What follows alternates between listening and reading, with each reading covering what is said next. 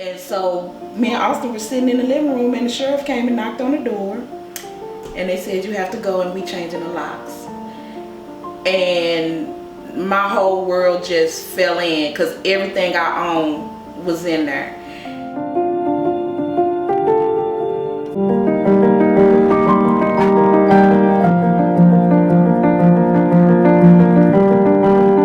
I was working, really good job. I was in school full time. I was just doing it, and I had a very substantial income. I mean, my bonuses were minimum $2,000 a month, and I had been at that job for a few years, and so I ended up having to separate from that job. And even though I had savings and things like that, that was a cushion, I fell behind in my rent.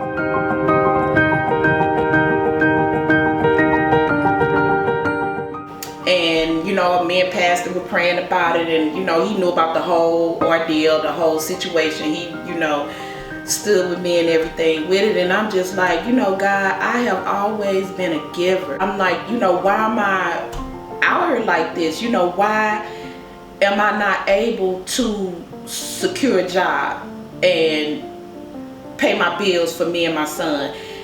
And I mean, like, I felt like I literally had nowhere to go, because I didn't want anybody in my business and stuff like that. So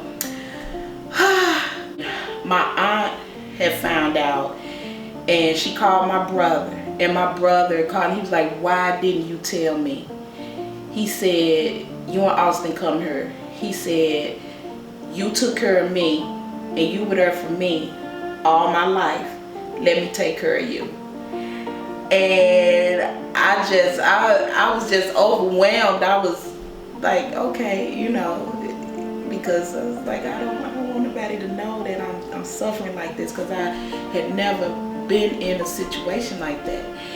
When I say that we were homeless, not in a traditional sense of people saying that, what homelessness is, but we were without an address. We were, until my brother took us in, we were in a really bad place. And I felt guilty, because I felt like I wasn't able to take care of my son the way that I was supposed to. And that guilt was on me for a long time. And it hindered my relationship with God, because I felt like he didn't come through for me. I was bitter for a long time. I would say I was bitter for about 2 years. And even though I was still, going to church and praying, and I still had bitterness. And so, Pastor was like, what have you learned from this experience? What can you take from this to move forward? And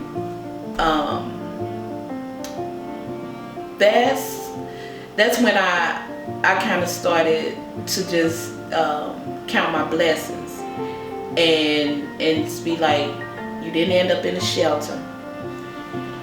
You are not under a bridge with your son. You did not, you still have most of your stuff, and so I started to be grateful. Being on the opposite side on the receiving end, it humbled me, because I wouldn't say that I felt like I didn't need anybody, but I guess I did. I felt like I didn't need anybody, and it humbled me, and it let me know that we do, even if we have God like totally and just intertwined with him, we still need other people to help us, and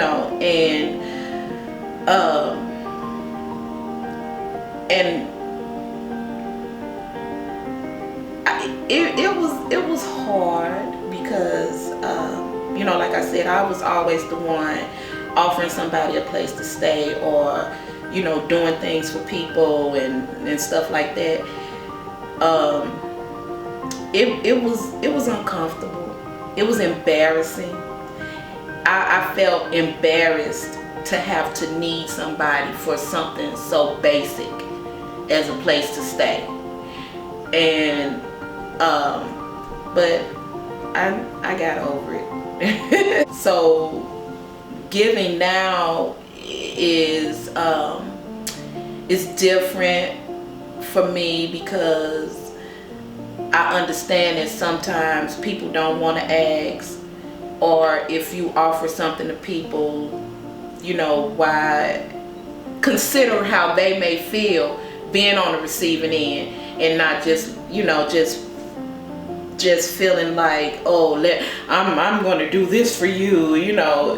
But yeah, it humbled me.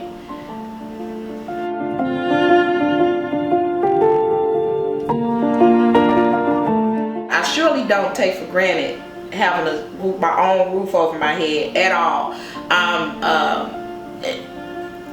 When I walk through the door, I love being at home. I like being. I could be at work and just be like, oh, I can't wait to get home. I never felt like that before. This is just a tip of the iceberg. I think that God is going to present opportunities to me now where I can be a blessing to others through pursuing my dream. I'm a fashion designer. My degree, which this is my last semester, because when all of that happened, I was just like, forget school. You know, I had some issues that last semester that I went, and so I just dropped it. And so God is a redeemer of time, and my hope is in that, because once I walk in May, I'm going to shout across that stage. I want to get my graduate degree in African American Studies, and I want to mix that with fashion.